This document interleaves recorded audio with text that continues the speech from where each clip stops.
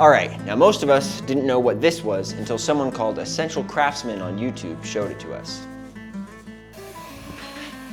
So let's make it better for them.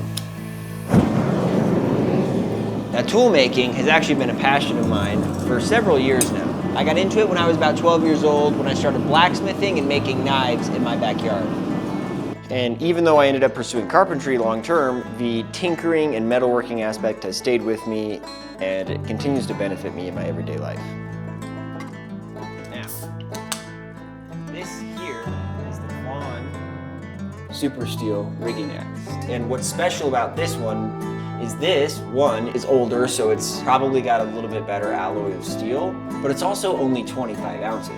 And all the modern ones that you can get from Vaughan are 28 ounces.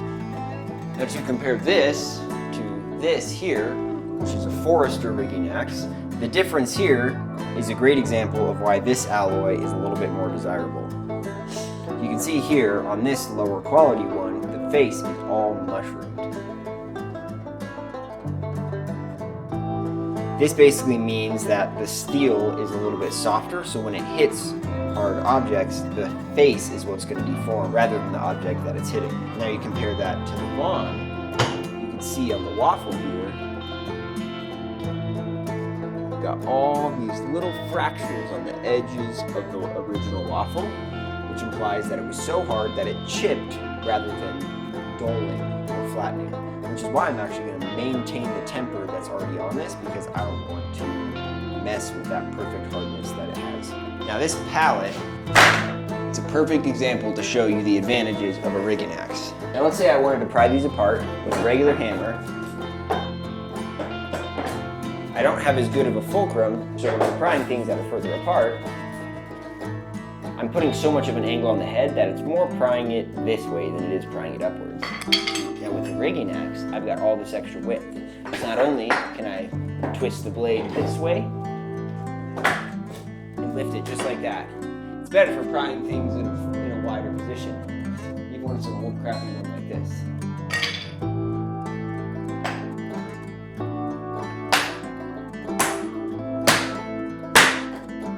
Now even though a rigging axe may be great for driving nails, where it lacks is pulling nails.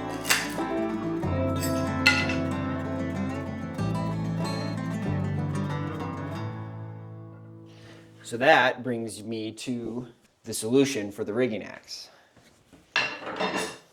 Now this is a Douglas hammer, and one of the great innovations they've got here is this little side puller here, which allows you to pull a nail out with the fulcrum being only from this side of the hammer to this side, which gives you much more leverage than from the throat of the claws to the tip of the face, which is on this hammer about 4.5 inches. It shrinks it all the way down to about 1 inch or 7/8 of an inch. Way more leverage, and it puts way less strain on a handle, like this one where the handle is a little bit of a weak spot. Now what gave me this idea is this hammer here, which is one that I'm working on. And you can see this is a traditional Vaughan head that was modified, but I accidentally cracked it while heat treating it.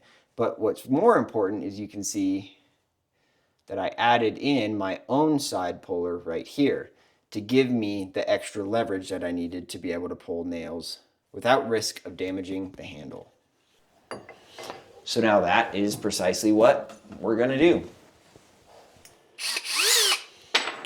Now because the hammer's already hardened, we're gonna wanna use some carbides because these won't dull on the hardened steel surface. I know, don't make fun of me, I don't have an actual rotary tool. So I'm first just going to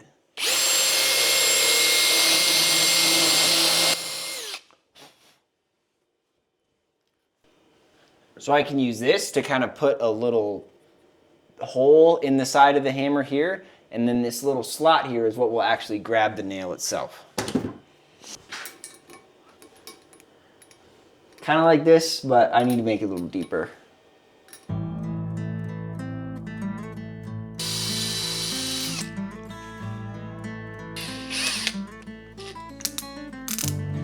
This is what I'm going to use to make the little slot for the nail head.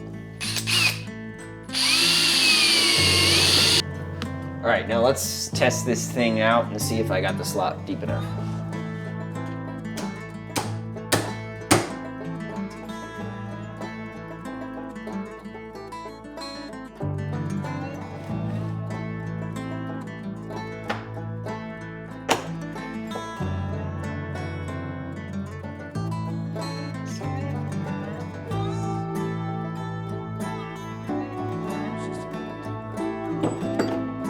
right, so I just need to go a little bit further.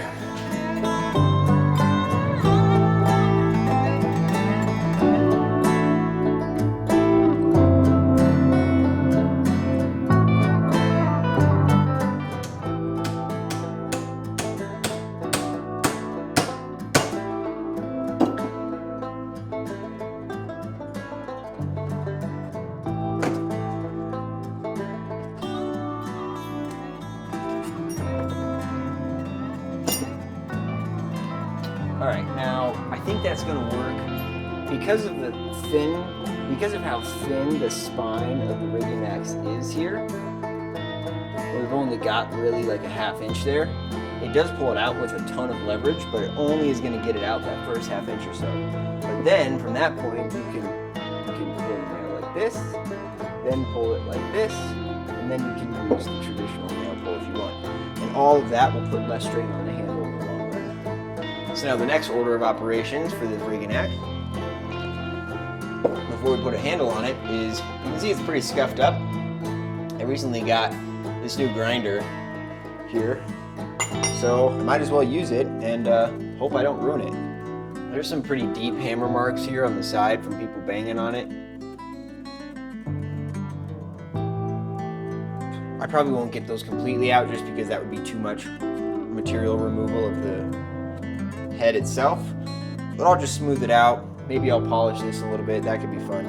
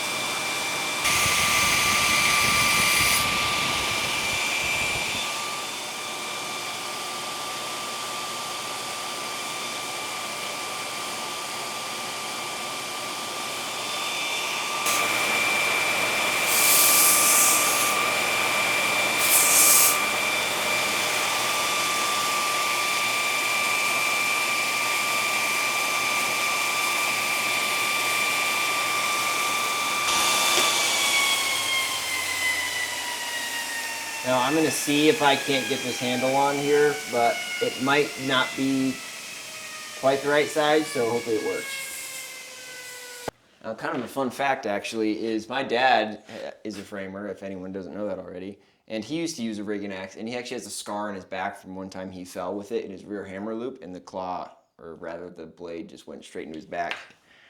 But thankfully he was okay.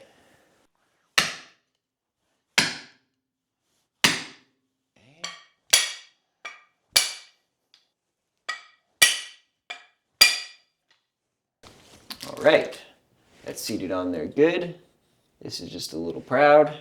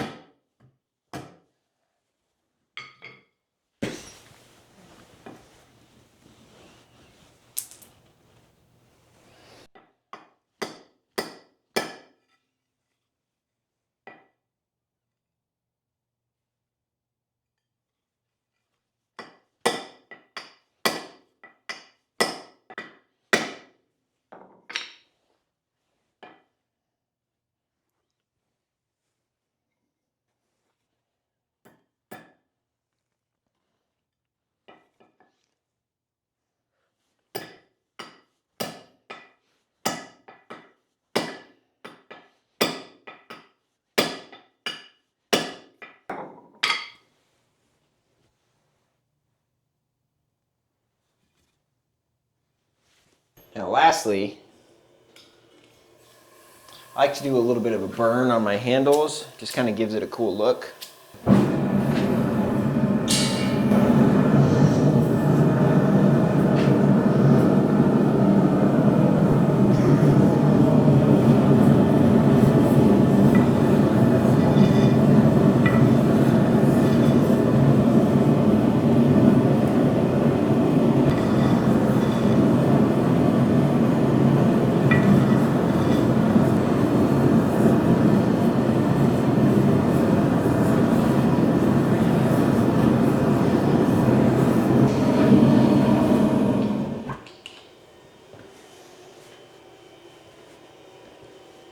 I'll just give this a little bit of a rough sand. Then a little nail gun oil will do perfect for this. Whew, still hot. I'll drop a little oil up on the eye as well.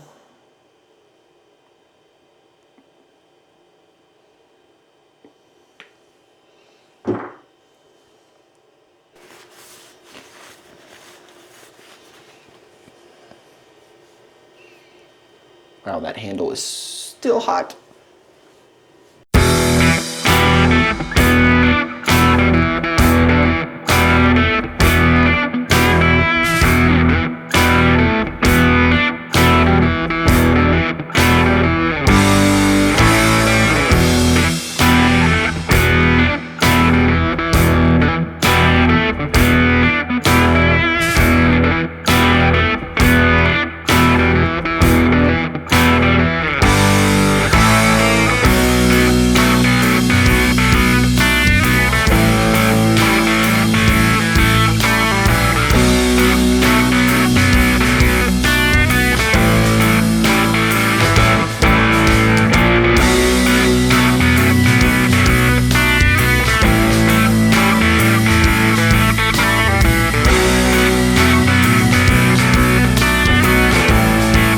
So this is the first time I brought it on site, the rigging axe. See, I got the Essential Craftsman belt on too. So I'll get a handful of nails and just drive them in and see how she does. This is just some scrap glue gun that we had handy. Sheesh.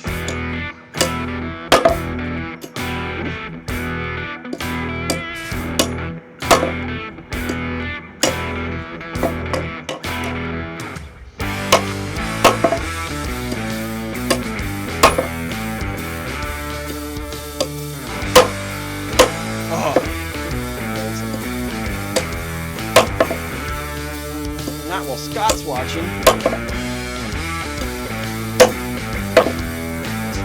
And two of them.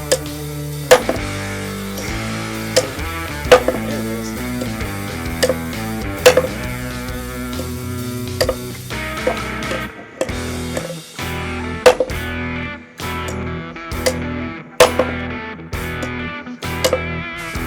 I'm actually going to leave that one. I'll go a little deeper. So I'm going to test my little side motor. Same. Kind of get under there, give it a twist.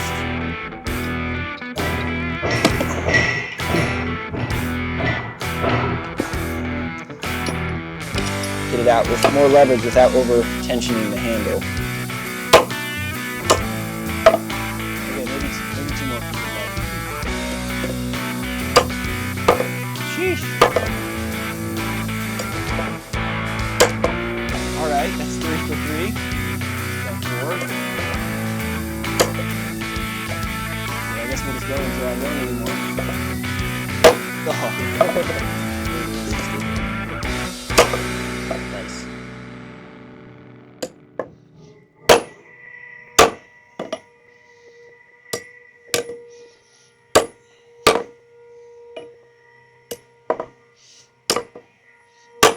Alright, there we go.